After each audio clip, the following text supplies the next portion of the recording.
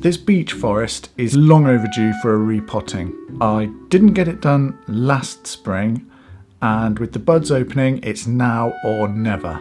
I just hope I can get it all finished before nightfall and with at least some hope that the trees will all survive. The trees in this bonsai forest are starting to show some age, maturity and character. I owe it to them to do the best job I possibly can. I'm tentatively feeling my way in here. I don't know this root system well enough to come in like an absolute bull in a china shop. I'm starting at the soil surface as an exploratory exercise.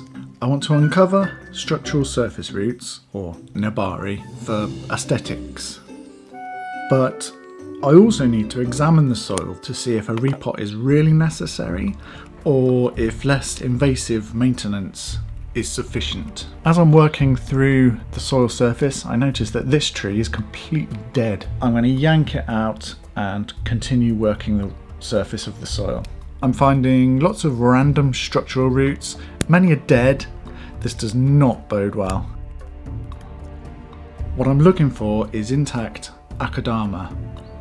If I can find particles of akadama that are still intact, hasn't broken down, I know that a full repot isn't necessary and I can perform maintenance work. However, if I find lots of broken down soil or unsuitable material, I know that I'm going to have to come in and do a full repot. As I meticulously work with my chopstick, I'm finding that the internal soil is dark and organic,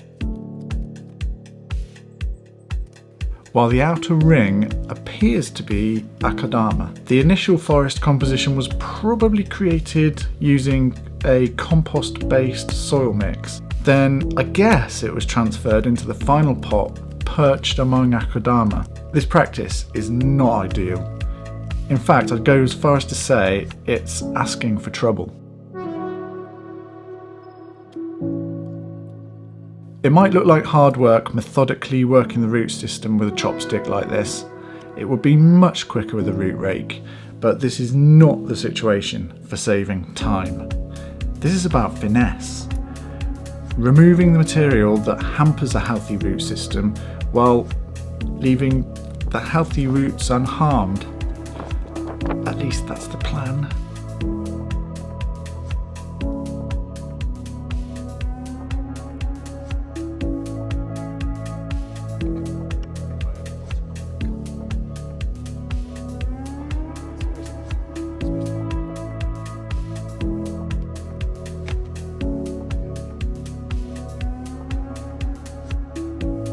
My friend Candice has put together a really cool redwood forest over on her channel, Bonsai Science. I'll put a link in the description below and at the end of this video. I hope you check it out.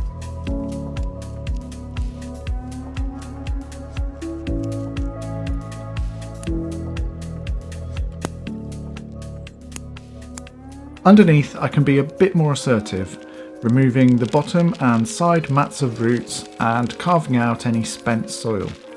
The roots seek out the areas that are warmest and with the best balance of water and oxygen, and that is the base and sides of the container. Now, over time, a mat of roots build up. If I were to pick away at this mat of roots, it would take an absolute eternity and it would ruin my wrist. The mat must be removed to improve drainage and aeration, and also to allow me to access and assess the substrate inside the root ball. It's pretty bad under here though. I'm going to open up the old soil under the trunks and introduce some fresh akadama. Organic soil holds lots of water and has little space for oxygen.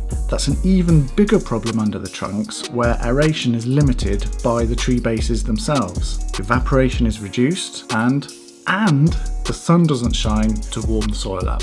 All these factors combined mean it's a cold, wet, anaerobic place that the roots hate to colonise. By replacing the substrate here, there is more airspace, better water-oxygen balance, and with less cold water hanging around, it has a better chance of warming up and therefore being colonised by roots, and hopefully enable the trees to establish a healthy new root network. The trees will grow once again and mature gracefully.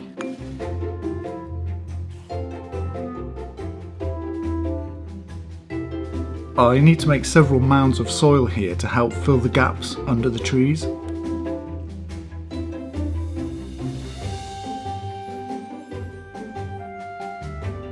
Trouble is, my memory is so bad I keep forgetting where I need to put them.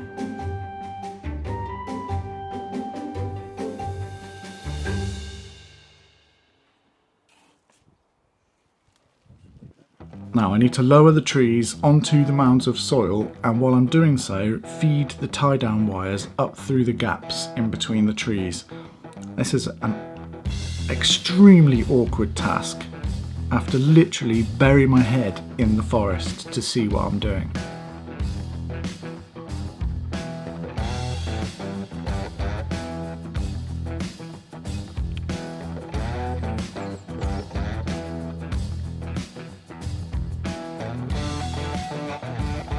Because these two trees over here don't have enough root mass to support bamboo stakes for the tie-down wires, I'm using wire across the surface. They are still wobbly though. Definitely could have done a better job with these two trees.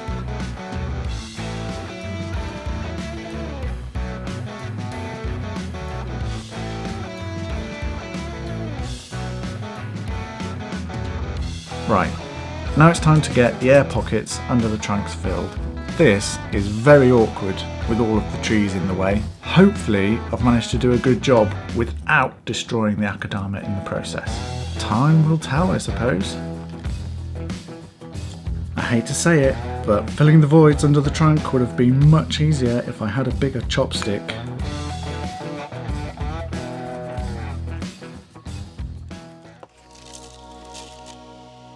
Just as it's getting dark, I'll put a top dressing of moss treatment. The moss will grow and establish. Via capillary action, it will help moisture be distributed throughout the soil in the pot.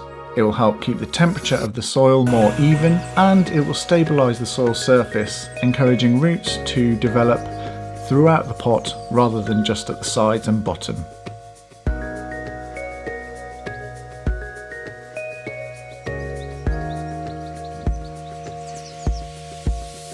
It's a few weeks later now, and this beach bonsai forest has pushed growth really well.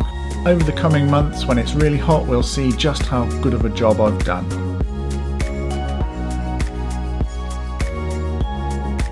In a few weeks, this forest will be ready to be pruned and cleaned up. Thanks for watching.